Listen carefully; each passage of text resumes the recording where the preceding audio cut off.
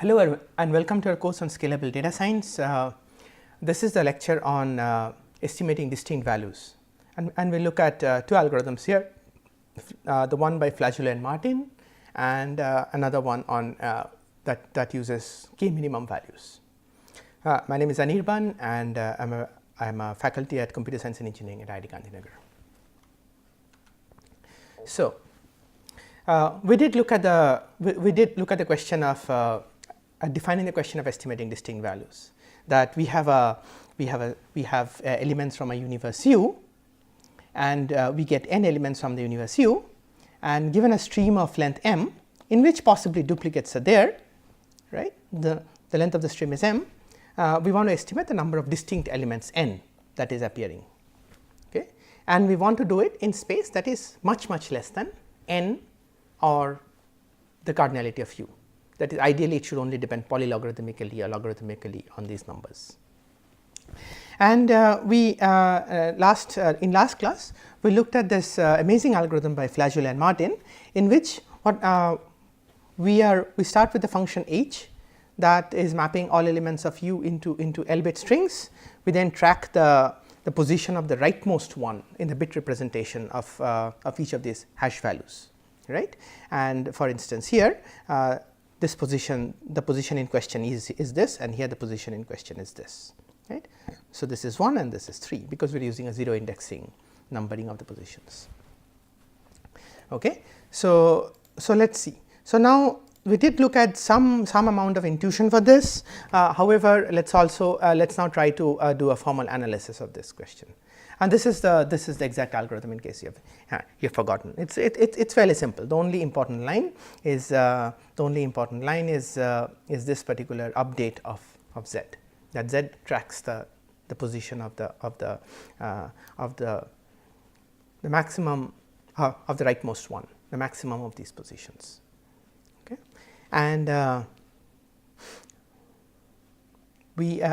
and then we return an estimate that is based on z. Okay. We track the space usage of this and some intuition, but let us try to formalize it. So, suppose S is the set of elements that have appeared in the stream, right.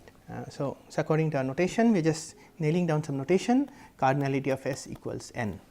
Okay. Now, for any, so remember L is the size of the bit string, that that's the range of the hash function. So, for any R in L, and for any element j that belongs to U, let x r j be an indicator random variable. So, that means that x r j is 1, right, if the zeros of h of j is at least r, which means that h of j has at least r zeros here, right, and then maybe some more 0 and then a 1. Okay. If right, in that case you set x r j to be 1 if this happens, else you set x r j to be 0. So, x r j is this indicator variable, okay, and let y be the count of how many of the j's have zeros of h j to be bigger than r, which means that, remember that this also means that this this notation also means that h of j is divisible by 2 to the r, right. Okay. So, now let y r be the count of that, right. So, it is fairly simple to see that y r is nothing but the summation of j belongs to, sorry, this should actually be S, right. This is in the stream, of course. So, it is not very hard to see that y r is really the summation of j belongs to S x r j, because this contributes either a 0 or 1 for every element j, and y r is exactly that count. Okay. And just last bit of notation, let z hat be the value of z after the algorithm has seen all the data. So, the algorithm is maintaining this z hat, right, is maintaining this z hat, right, and z hat and this counters z, and z hat is the final value of z that is returned here. Okay. Okay. Let us sort of make some very simple statements. So, first we say that if y r is strictly bigger than 0, this happens if and only if z hat is at least r. Okay. So, let us parse these two parts of the statement. So, y r strictly bigger than 0 means what? Means that there is at least one element j that has appeared in the stream, j belongs to S, there is at least one j belongs to S, right, that has zeros of h of j to be greater than equal to r, right. So, that which means that let me write it down, there exists at least one j that has zeros of h of j to be greater than equal to r, and if that happens, then z hat automatically is also greater than equal to r, because z hat is tracking the maximum of the zeros of h of j. Okay. And it is also easy to argue the other way around, right, that if z hat is greater than equal to r, which means that at least one of the elements must have satisfied this, which means that y r must be greater than equal to 0, because y r counts the number of elements that satisfies this. So, so just negating, this is the if and only if, so just negating both the sides, we get this equivalent statement, right. And so, this is what will help us analyze this, analyze the success rate of this algorithm. Okay. So, let us try to look at the variable y r. So, we saw that y r is nothing but the summation of j belongs to S x r j. So, therefore, the expectation of y r is again by the linearity of expectation the sum of the expectations of x r j. Okay. This is what we are saying, right, and note the distribution of the variables x r j. So, we have said that x r j is a 0 1 random variables, right, but x r j, when is x r j equal to 1? X r j equal to 1 when zeros of h of j is at least r, right, and by the intuition and because h of j is a uniformly chosen bit string, right, from I mean out of all possible bit strings, the probability that it is divisible by 2 to the r is 1 by 2 to the r, which means that the probability that zeros of h of j is at least r is 1 by 2 to the r, right. So, x r j is 1 with probability 1 by 2 to the r, and it is 0 else, right. So, by plugging in this, we can calculate very simply the expectation of y r. So, expectation of y r is n by 2 to the r, right, because the cardinality of S equals n. Also, we can say what the variance of y r is, because the x r j's are IID, because we have, so here we are critically assuming the fact that the hash function is independent, right, or at least we will see, what we will see is that it is enough to assume that it is 2 wise independent, right. In that case, the variance of y r, in that case the random variables x r j are such that the variance of their sum equals the sum of their variances, right, which means that the variance of y r equals the summation of j belongs to S variance of x r j. Now, again because x r j is a Bernoulli random variable, I can say that the variance of, in any case I can say that the variance of x r j is less than expectation of x r j square. Because it is a Bernoulli random variable, I can calculate what this is fairly easily, and that is what we will do.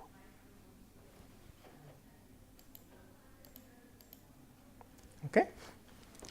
So, the expectation of x r j square, right, is again nothing but the expectation of x r j, because x r j is a 0 1 random variable which is less than or equal to n by 2 to the r. So, now we will apply two inequalities. The first one will be a Markov's inequality that will bound the probability that y r is bigger than 0, and the probability that y r is bigger than 0, strictly bigger than 0, will be equal to the probability that y r is greater than or equal to 1, because y r is an integer, and this by Markov's inequality equals the expectation of y r divided by 1. So, if I had lambda here, I would have put lambda here, and because and here we are using the fact that lambda equal to 1. Okay. And this quantity is now equal to the exactly equal to the expectation of YR, which we have calculated to be n by 2 to the r. Okay. So, that is it for this. So, now the probability that YR equal to 0, here we use Chebyshev's inequality. We say that okay, let us look at y, this is 0, let us look at the expectation of YR, this is some value here, right. Now, the probability that, remember that YR is never less than 0. So, the probability that YR equals 0, right, if YR does take this value, right, then the difference between YR and its expectation is at least equal to the expectation, because the difference between YR and expectation here is at least equal to the expectation. So, let us bound the probability of this, and we can bound the probability of this to be less than, by Chebyshev's inequality, to be less than equal to the variance of YR divided by, if I had used lambda here, I get to use lambda square here, and instead of lambda we are plugging in expectation of YR. So, therefore, it is variance of YR divided by expectation of YR square. Okay. And because of variance of YR also is bounded by n by 2 to the r, I get to plug in n by 2 to the r and n by in the numerator and n by 2 to the r whole square in the denominator. So, I get 2 to the r by n. Okay. So, therefore, the two things to take note is that probability that YR greater than 0 is at most n by 2 to the r, probability that YR equal to 0 is at most 2 to the r by n. These are the only two things to remember from this slide. Okay. Okay. So, let us see. So, let us proceed with the analysis. Okay. So, now suppose we have written the estimate, we have, because the final value of z was z hat, we have written the estimate n hat equal to the power z hat plus half, that is what the algorithm does. Suppose now A is the number, suppose now A, suppose this is n. So, A is the smallest integer such that 2 to the power a plus half is bigger than or equal to 4n. Suppose this is 4n here, okay. This is 4n here, right, and a is the smallest integer such that 2 to the power a plus half just crosses 4n, right. So, a is chosen somehow such that 2 to the power a plus half just lies to the right of 4n. Okay. So, I want to say that z hat will not be bigger than a, okay. And if z hat is not bigger than a, which means that z hat lies to the, which means that n hat lies to the left of this number, which means that n hat lies somewhere here, right. So, n hat, the probability that n hat crosses 4n is equal, the event that n hat crosses 4n is equal to the event that z hat is at least a, okay. And let us try to bound the probability of this. So, we have seen that the event z hat is at least a is same as the event that y a is at least, is strictly bigger than 0, because z hat bigger than a means that there exists at least one element, right, with at least one element j with the zeros of h of j to be bigger than a, and therefore y a has to be greater than 0. But we just calculated what is the probability of y a greater than 0 for something, right. Probability of y a greater than 0 is at most n by 2 to the a, because of what we were doing here by the Markov's inequality. Okay. So, let us plug that in, and by choosing and because of the value of a, because of the value of a, right, you see that n by 2 to the a is less than square root 2 by 4.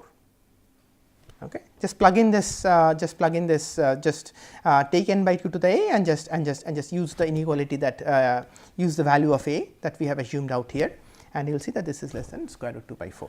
Okay. What does that mean? That means that we have already achieved our first goal. We have said that the probability that the estimate will be bigger than 4n, right. So, here is n, here is n, and here is 4n, and we are saying that the probability that the estimate lies on this side is at most square root 2 by 4, which is not a very small number, but it is certainly less than 1. Okay. So now the other side. Now we say that okay, let us look at n, we have looked at 4n, and let us look at n by 4. Okay. And now what you will see, let us define b to be the largest integer to be such that 2 to the power b plus half is less than n by 4, such that, so basically b, I want to say that b is such that 2 to the power is such that it is kind of the point out here, such that b is the largest integer, such that 2 to the power b plus half is still less than n by 4. And I want to say that z hat is not going to be less than b, right. So, if z hat is not less than b, which means that z hat is at least b, which means that the estimate generated by z hat lies to the right of n by 4. That is what we are going to say. So, a little more formally, probability that n hat is less than or equal to n by 4, right. This event is the same as the event z hat is less than or equal to b, right. But we know that this event is the same as the event y b plus 1 equal to 0, because why is z hat less than b? Z hat is less than b because there was nobody who had zeros, who had the function zeros to evaluate to b plus 1, which means that y of b plus 1 is equal to 0. Okay. And again, by sort of using the inequality on y, what we have seen is that using the inequality of y, we have seen that probability that y r equal to 0 is less than 2 to the power r by n, we plug in r equal to b, and we plug in r equal to b, and therefore, we see that this quantity is 2 to the power b plus 1 by n. Again, we use the definition of b out here, and we get that this is less than square root 2 by 4. Okay. So, therefore, by sort of and therefore, by putting these together,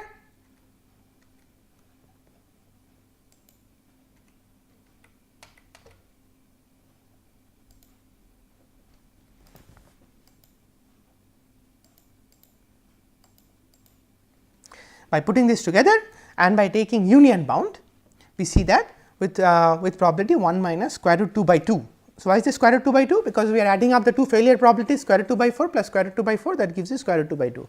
So, with probability 1 minus square root 2 by 2, we get that n hat, the estimate n hat lies in the interval n by 4 to 4n. Okay. So, you might sort of frown your eyes on this and say that okay, what is the big deal? We are sort of our estimate might be as bad as 4 times the true value, and it might sort of be as bad as 1/4 the true value. Why is this nice?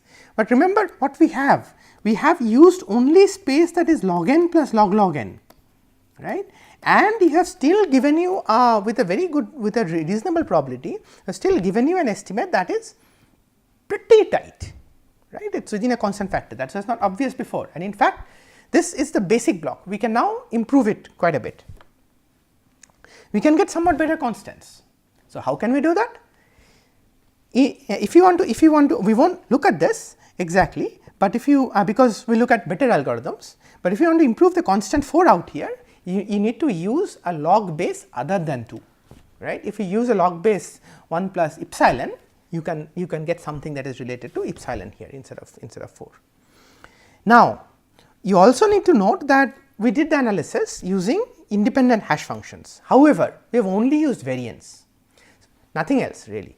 I mean, we just use the fact that the variance of the sum equals the sum of the variance, and that is already true if the hash values are 2 independent, 2 wise independents. Okay. So, that is also important to note. Then the last point is that if you want to, and this is a special trick that you should always remember as a data scientist, is that if you want to improve the probabilities, right, you use a common trick known as median of estimates, right, and this is a very common trick, very useful trick that you should use other places also.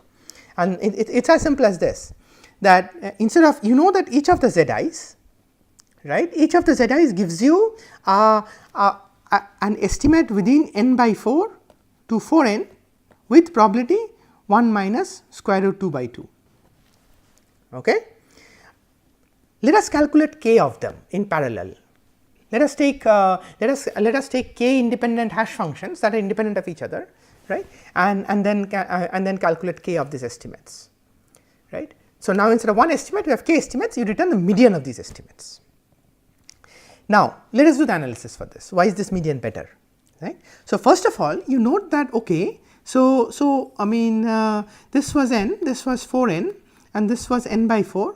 First of all we said that okay, to the right of this, the probability that any one of the k lies to the right of 4n, right, is only square root 2 by 4. This is what we did, right, the probability that it lies to the right, any of the z hat i's.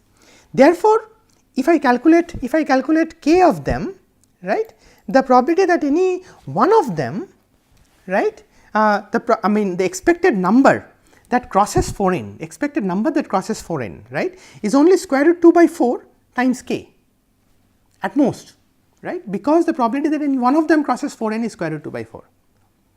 But then if I calculate, then if I look at the median, then would the median lie on this side of 4n, that is, would the median be bigger than 4n? What happens if the median is bigger than 4n? If the median is bigger than 4n, then at least k by 2 of the estimates lie on this side of 4n, lie on the right side of 4n. If the median is bigger than 4n, then at least k by 2 of the estimates are bigger than 4n, right. And by using chain of bound, what you can say is that this is very unlikely, that I expected only square root 2 by 4 k of them to exceed 4n, but k by 2, what is the chance that k by 2 of them really does?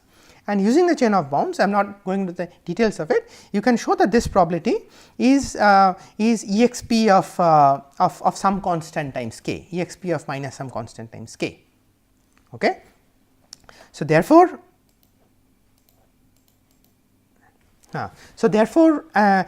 by sort of to get an error probability of delta, right, you choose k to be log 1 over delta. And what you can say is that with the probability that the median lies to the right of 4n, right, is less than, let us say, delta by 2, the probability the median lies to the left of n by 4 is also less than delta by 2, right, and therefore, the median with probability 1 minus delta, the median must lie in this range, n by 2 to 4n. Okay. So, you need to fix in the actual constants here in this omega. I have not sort of told you what the actual constants are, and it would be a good exercise for you to sort of figure out to actually plug in chain of bound, actually see what the constants are, and you get to see, convince yourself that the constants are actually indeed fairly small in theory, right. It is like something like 6 probably is enough. Okay. So, we also did not do the analysis for the left hand side, but it is exactly the same as before, that if the median lies to the left of n by 4, then at least k by 2 of them lie to the left of n by 4, and that is really unlikely. So, what it shows, so what it tells me is that once I have the basic building block of the Flageolet-Martin, that is giving me a constant factor approximation with a constant probability, I can get the same constant factor approximation, guarantee the same constant factor approximation with a very high probability. Okay, and this is going to be a fairly useful technique in practice. Okay. So, this is good, but we will do even better. In fact, we will look at a sketch that number 1 will give us a slightly better accuracy, right, and number 2 it will also have some additional capabilities, and this will be very interesting. The additional capabilities are as follows, that suppose you have one machine here, right, that is getting a stream S1, you have another machine here that is getting a stream S2. So, imagine this as follows, that this is your cloud and this is your web logs. So, the machines that are calculating the logs of your users, right, and this machine somehow gets the log of the first day, this machine somehow gets the log of the second day, right. Now, obviously, the set of users from day to day, they might differ, they do not differ by so much. So, what you might want to say is that okay, what is the value of S1 union S2? What is the value of S1 intersection S2? Okay. And here is what we will be able to do. What we will do is that we will create a sketch of S1 here. It will be a data structure that we calculate here. So, the naive way of doing this would be to just ship the entire data S1 to the second day to the second machine, or the entire data S2 to the first machine, but that might be a whole lot of data. But here is what we will do. Suppose we could create these sketches that we are creating, right, which are very small data structures. Remember, the Flageolet-Martin was of size only logarithmic in the size of S1. Suppose we could create this and then we could ship it to the second machine, or we could create it in S2 and we could ship it there. Then the amount of communication that we need will be really small. Okay? And can we enable this? It's not entirely clear how to do this with the Flageolet-Martin. Okay? So, although it's not very hard either, but here is what we'll do. What we'll create is this KMV sketch that will allow us to do unions as well as intersections. Okay? And this will be very useful. So, by the way, a lot of the slides that we are using here are derived from this set of slides by Cohen and Wang, and we'll provide you pointers to these also.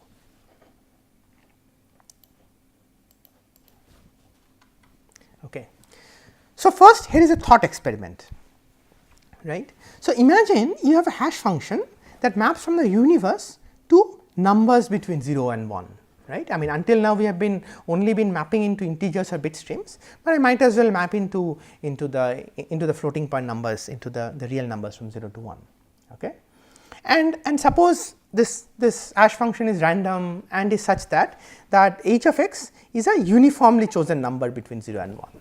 Right? So, it is the uniform distribution. So, h of x is a random variable that satisfies the uniform distribution. Okay? So, for every x you pick according to the uniform distribution between 0 and 1.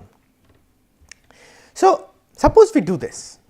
When we see the elements x, suppose we look at the minimum of the hash values that we have seen. So, just like the zeros that we had been looking at there, suppose we look at the minimum hash values that we have seen until now. So, we started by initializing y to be 1, and for each item xi we set y to be mean of y and h of xi. Right? Let us keep on doing this. So, why is this useful? Couple of things hit you suddenly, that suppose you see x1 here and you see x1 here later, right.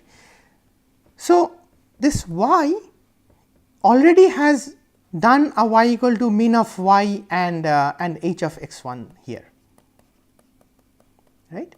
So, therefore, when it sees x1 here, h of x1 is the same value, right, and therefore, this x1 is not going to have any effect on this y, right. It is not going to decrease this y any further, right, because y is already less than h of x1. Okay. So, that is very useful, right. So, let us look at a specific example, for instance, that supposing h has maps this blue element into 0.2, maps this orange element into 0.3, maps this into 0.18, maps this into 0.2. Okay. So, it is not very hard to see that when you go over the stream, right, the h of x1 will just be 0.18, right, because it just calculates the minimum of these values, right. And the fact that an element has appeared multiple times is not going to have any effect. Okay.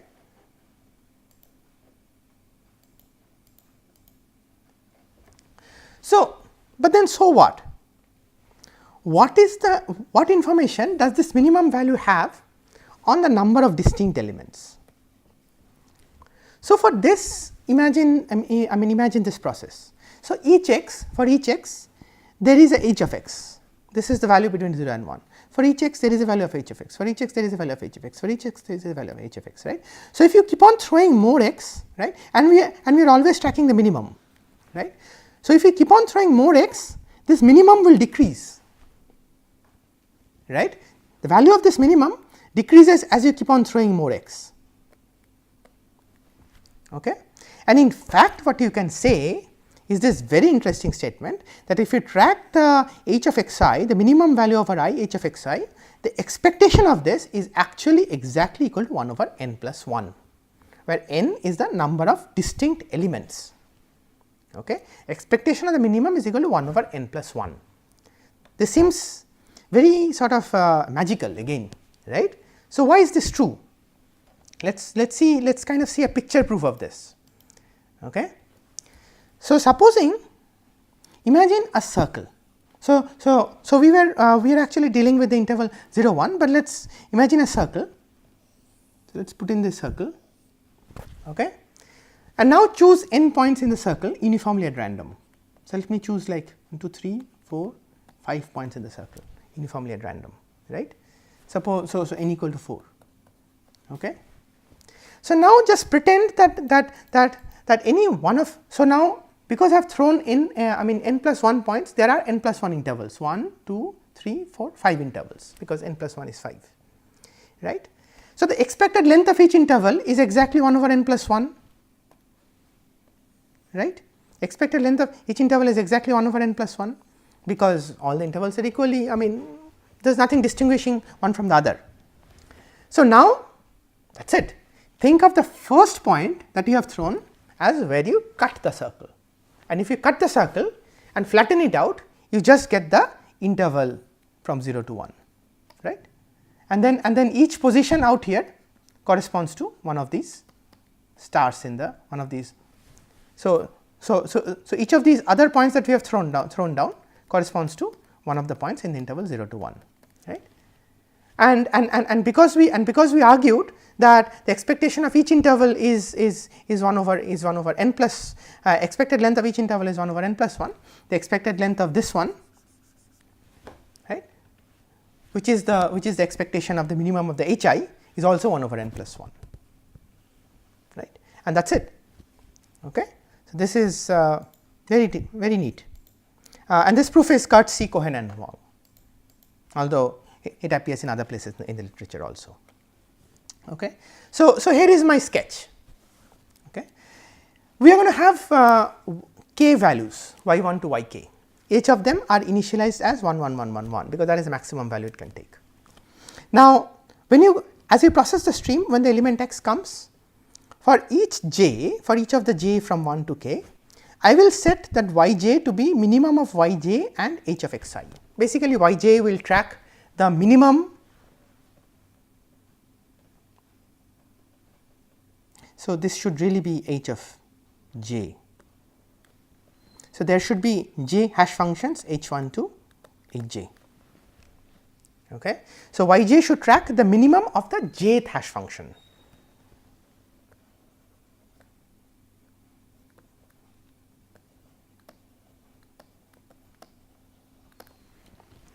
h1 to hk are k hash functions, okay, and yj will track the minimum of the jth hash function. Okay. And now for the estimate, you will do something a little smarter than what we were doing before. Remember, what we are really supposed to do is just to be, because see the expectation is 1 over n plus 1, expectation of yi. So, therefore, if I just invert it, if I just do a 1 by yi, right, I should get something that is close to n, right. We do not exactly do that. Instead, what we will take these values 1 by y1, 1 by y2, 1 by yk, we believe that each of them have expectation close to n, but we will call a procedure called median of means. Okay. I will just tell you in a moment what median of means is, and this is another one of these tricks that you should learn as a data scientist. So, here is what median of means means. So, suppose you have suppose I choose a value of k to be like some constant by epsilon square log 1 over delta. Okay. Basically, think of y1 to yk as being partitioned into blocks. Okay. Each of these blocks, each of these blocks will be of size c by epsilon square. So, epsilon and delta are things that we will sort of talk about a little bit in a bit, but intuitively they relate to the epsilon delta approximations that we have been talking about until now. So, epsilon is going to be the error parameter and delta is going to be my confidence. So, we will start out with k to be c by epsilon square log 1 over delta. Then after we have obtained the estimates of the yi's, we will group them into groups of size c by epsilon square. So, there will be log 1 over delta groups, such groups, right. And suppose so call Ti to be 1 by yi. Okay. So, Ti to be 1 by yi, and then we are grouping these into log 1 over delta groups of size c by epsilon square each. From each of the groups, find out a mean of that group, right. So, from the first group find out a mean Z1, for the second group find out a mean Z2, from the log 1 over delta group find out the mean Z log 1 over delta. So, there are this many of the means. Okay. Then return the median of the means of these means. So, first we chunk the estimators into certain number of groups, we find out the means of the groups, means of the averages of these groups, right, and then we return the median of these means, and this turns out to be a very robust estimator, right, and let us see why. Right. Okay. So, let us kind of run through an example. So, supposing now we have 4 hash functions. Okay, and now we say that each of the hash functions maps the values in the range from 0 to 1. So, each one maps each of these elements into these values. It maps the blue element into 0.45, the yellow element into 0.35, turquoise into 0.21, and red into 0.14, and so on. Okay. So, now according to H1 you will calculate estimated Y1, right, which will be equal to the mean of all these values, all the H1 values over all the elements that you have seen, and in this case it will be equal to 0.14. So, Y2 will equal the mean of all these values, so, be 0.07. Y3 will equal the mean of these values, which is 0.10, because all these elements have appeared in the stream, and Y4 equals the mean of these values to be 0.18. Now, let us say we group them into groups of size 2, right. Then we calculate their means. So, 0.14 plus 0.07 plus by 2, 0.10 plus 0.18 by 2, which is 0.28, 0.14, which is 0.21, 0.10, something like 0.105, no 0.21, which is something like 0.105. And so you take the median of these. So, at this point for this example, taking the median does not mean much, because there is only 2 such estimators, but if you imagine you will have multiple such estimators, and then you will take the median of these. Okay. And then you will return the well, actually I mean I did a slight mistake. You need to take the 1 over of these, and then return the means of, and then calculate the means of these. So, it will not actually be like this, it will be the first estimator will be 1 over 0.14, second estimator will be 1 by 0.07, third estimator will be 1 by 0.1, fourth estimator will be 1 by 0.18, and then first you calculate the mean of this, and then the mean of this, and then the median of this.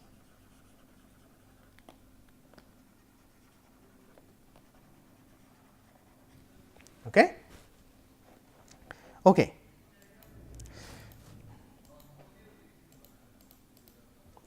So, let us calculate first again the space required, the complexity of it. So, we are keeping k estimators,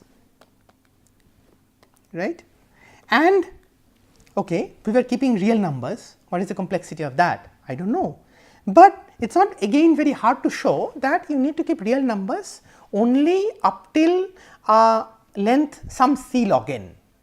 Right. Just like using birthday paradox, we were analyzing that if you have if you map them into universes of size c log n, there will not be any collision in 2 elements with very high probability 2 elements will not map into the same value of h of x. You can again sort of justify here that if you keep a precision of c log n, right, that is enough, right. Therefore, each of these real numbers, it is enough to keep each of the each of the target values of h to have a precision of c log n. Therefore, the total space required is k times c log n, and we have chosen k to be 1 over epsilon square log 1 over delta. Therefore, the total space is 1 over epsilon square log 1 over delta. Okay. And this can be improved. Right, it can be, it does not. So this algorithm was suggested by Bar Yosef, Jairam, Ravi Kumar, Shiva Kumar, and BJKST. The last name I have forgotten. We can also deal with k-wise universal hash functions.